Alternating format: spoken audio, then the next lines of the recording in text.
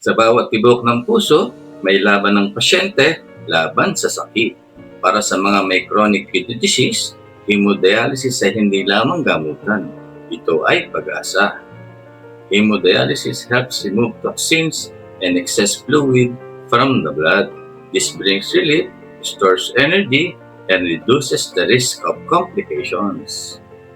Bukod sa pisikal na benepisyo, may kasamang emosyonal na lakas. Ang bawat session ay paalala na may pagkakataon pang mabuhay ng mas maayos kasama ang pamilya at komunidad.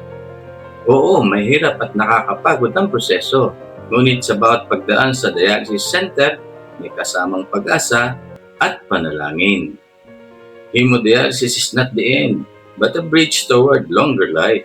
A reminder that health is a treasure worth fighting for.